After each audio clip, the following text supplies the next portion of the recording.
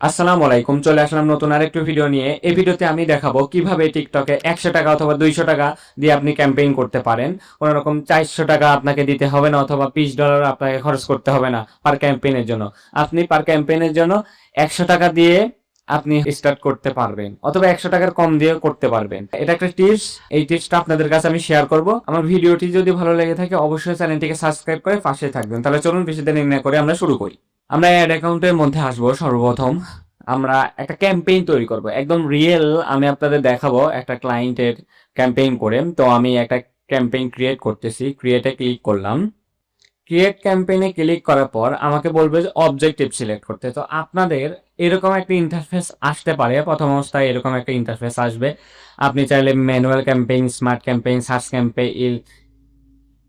Campaign দিতে পারে। এখানে আমরা ক্যাম্পেইনের নাম দিই, বাট আজকে একটু আমি রিফ্রেন করে দেখাবো যে কিভাবে আপনি একটা অপশন জাস্ট চালু করলে আপনি ক্যাম্পেইন দিতে পারবেন মাত্র 100 টাকায়। হ্যাঁ, একটা টিপস দেখাই, সেটা হচ্ছে দেখেন এখান থেকে টাই নিউ এক্সপিরিয়েন্স আপনি ক্লিক করবেন। ক্লিক করার পরে দেখেন আপনার অপশনগুলো কিন্তু আগের অপশনগুলো কিন্তু নেই। আপনার এইখানে নিচের দিকে আসলে এখানে বিডিং স্ট্র্যাটেজি এখানে একটা অপশন বের হয়ে গেছে। হ্যাঁ, তো এখন আমি এটা করে দিলাম। এখন আমি চাইলে সেলস ক্যাম্পেইন রান করতে পারি, ট্রাফিক অথবা রিচ। তো আমি রিচটা সিলেক্ট করতেছি, করার পর আমাকে বলতেছে রিচ ক্যাম্পেইন ম্যাক্সিমাইজ পিপুল অ্যাড দেখাবে। এরপরে আমি নিচের দিকে আসবো, একটা ক্যাম্পেইনের নাম দিব। হ্যাঁ, দেখেন সেলসের জায়গায় কিন্তু এখানে সেল ছিল। হ্যাঁ, সেলসের জায়গায় কিন্তু এখানে অপশন ছিল।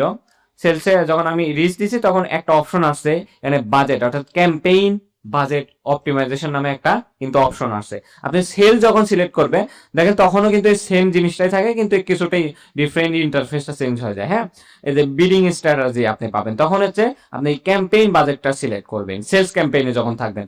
এইবার যদি আমি দেখেন লাইফ টাইম বাজেট দেই, সর্বনিম্ন আমি 400 টাকা দিতে পারবো। হ্যাঁ, এই লাইফ টাইম বাজেটে আমি সর্বনিম্নে 400 টাকা দিতে পারবো।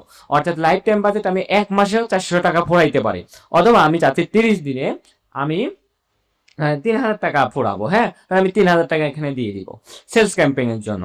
তো আমি এখন দেখেন আমি হচ্ছে রিস্ক ক্যাম্পেইনের জন্য করতেছি। সেম একইভাবে আপনাদের প্রত্যেকটা ক্যাম্পেইনের জন্য আসবে। অ্যাড গ্রুপের জায়গায় আপনি অবশ্যই ক্যাম্পেইন বাজেট দিবেন, অর্থাৎ ক্যাম্পেইন বাজেট অপটিমাইজেশন করবেন।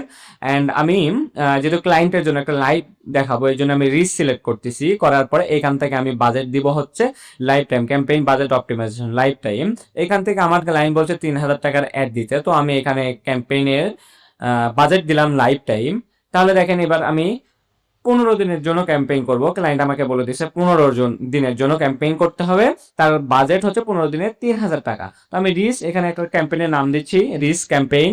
আমি ক্যাম্পেইনের নাম দিলাম, ক্যাম্পেইন বাজেট অপটিমাইজেশন করলাম, লাইফ টাইম বাজেট ডেইলি বাজেটের জায়গায় আমি লাইফ টাইম দিলাম। এটাই হচ্ছে হিডেন টিপস, যার মাধ্যমে আপনি 30 দিনের জন্য চাইলে 100 টাকা বাজেট দিয়ে অ্যাড দিতে পারেন। 30 দিনে 3,000 টাকা আপনি খরচ করবেন। লাইফ টাইম বাজেট সিলেক্ট করলাম, এরপর হচ্ছে আমি কন্টিনিউ দিচ্ছি। কন্টিনিউ দেওয়ার পর আমি একটা অ্যাড গ্রুপ দেবো, অ্যাড গ্রুপের আমি নাম দেবো অ্যাড গ্রুপ ধরেন 1। ওকে, আচ্ছা প্লেসমেন্ট, এরপরে আসবে আমাদের প্লেসমেন্ট। তো প্লেসমেন্ট আমি অনলি টিকটকে দেখাইতে পারি, তারপরে হচ্ছে ক্যাপকাটে দেখাইতে পারি। যেহেতু এটা একটা এঙ্গেজমেন্ট ক্যাম্পেইন, আমি চাই যে মানুষের মাথার ভিতর এই ব্যাংক সম্পর্কে থাকুক, তাহলে আমি এইখান থেকে দুইটাই রাখতেছি। এখানে অ্যাডভান্স সেটিং এ গেলে কমেন্ট টমেন্ট ভিডিও ডাউনলোড এখানে অ্যালাউ যদি বন্ধ করতে চান তাহলে বন্ধ করে দিতে পারেন। আমি আপাতত এভাবে রাখতেছি। এখানে কোনো অডিয়েন্স আমি সিলেক্ট করবো না, যেভাবে আছে সেম এভাবে থাকবে, কোনো কিছুতে আমি হাত দেবো না। ওকে, আচ্ছা এরপরে দেখেন বেঞ্চ সেফটি আপনি চাইলে এগুলো করতে পারেন, আমি কোনো কিছুতে হাত দিচ্ছি না। এবার চলে আসি বাজেট অ্যান্ড শিডিউলিং এ। বাজেট অ্যান্ড শিডিউলিং এ আমি কত তারিখ থেকে কত তারিখেই 3,000 টাকা টিকটককে দিব। যে আমি চাই যে 20 তারিখে, হ্যাঁ আমি চাইলাম আজকে হচ্ছে আমি চাই যে 21 তারিখে, হ্যাঁ 21 তারিখ, 21 তারিখ আপনার হচ্ছে 12টা থেকে, হ্যাঁ আমি 21 তারিখ 12টা দিই। 21 তারিখ 12টা, ধরেন 12টা 5 মিনিট থেকে, হ্যাঁ 12টা 5 মিনিট থেকে আমার অ্যাডটা যেন স্টার্ট হয়, অর্থাৎ রাত 12টার পরে আমার অ্যাডটা যেন রান হয়। এরপরে আমি ইন ডেট দিব, যে কয় তারিখ আমি এইখান থেকে দিব। এখানে কি ছিল মে, আমাকে বলছে যে জুন মাসের 5 তারিখ পর্যন্ত সে অ্যাড দিবি। কয়টা পর্যন্ত আমি চাই যে হচ্ছে ধরেন 11টা, 11টা ধরেন 11:30 পর্যন্ত আমার অ্যাডটা চলবে, 11:30 পর্যন্ত। ওকে, তাহলে আমি এভাবে একটা টাইম শিডিউল করে দিলাম। আমার বাজেট কিন্তু সেম ৩,০০০ টাকা আছে, তাহলে ১৫ দিনে আমি ৩,০০০ টাকা, তাহলে পার ডে আমার কত হচ্ছে ২০০ করে। আপনি যদি এখানে টাইম বাড়ান তাহলে আপনার কিন্তু আরো কমে আসবে। যদি আমি ৩০ দিন যদি দিতাম তাহলে পার ডে তে আপনার হচ্ছে ৩,১০০ করে পড়তো। হ্যাঁ, আমি ২০০ করে দিলাম আপাতত, যেহেতু ক্লায়েন্ট আমাকে বলেছিল। তো এভাবে আপনি মাথার ব্রেন খাটায় এটা একটু দেখে নিবেন, হ্যাঁ, কতদিন আপনি দিলে আপনার জন্য সুবিধা হয়। এরপরে হচ্ছে আমি দেখেন অপটিমাইজেশন গোল আমার আছে ফ্রিকোয়েন্সি, টার্গেটেড ফ্রিকোয়েন্সি আমি মানুষকে কতবার দেখাবো ৭ দিনে, সেটা আমি এখান থেকে উল্লেখ করে দিতে পারবো। আমি বলতেছি ৭ দিনে ৩ বার ৪ বার আমি মানুষকে বেশি বেশি দেখাবো। আচ্ছা, বিডিং কন্ট্রোল, এখানে আছে বিডিং কন্ট্রোল, যে ১,০০০ অফ ইমপ্রেশনে আপনি কত টাকা দেন। আমি চাচ্ছি যে হচ্ছে এটাও তুলে দিই, হ্যাঁ, অপটিমাইজেশন অটোমেটিক সে করুক, আমার কোনো বিডিং আমি দিব না আপাতত। আচ্ছা, এরপরে আমি কন্টিনিউ করতেছি, এখানে আর কোনো কাজ নাই, কন্টিনিউ করব। কন্টিনিউ করার পর দেখেন এখানে বলতেছে যে অ্যাড নেম দিতে, তো আমি অ্যাড নেম ধরেন দিলাম অ্যাড নেম 1, আমি আমার মতো জাস্ট আপনাদের দেখাচ্ছি, কিন্তু এতে লাইভ করবো আমি ক্যাম্পেইন অ্যাড, এখান থেকে ভিডিও অ্যাড করব। আমি চাইলে স্পেসিফিক আমার টিকটক অ্যাকাউন্টে থাকা ভিডিওগুলো আমি চাইলে সিলেক্ট করে দিতে পারি, অথবা এখান থেকে আপলোড ভিডিওতে ক্লিক করে ভিডিওগুলো আপলোড করে সিলেক্ট করে দিতে পারি।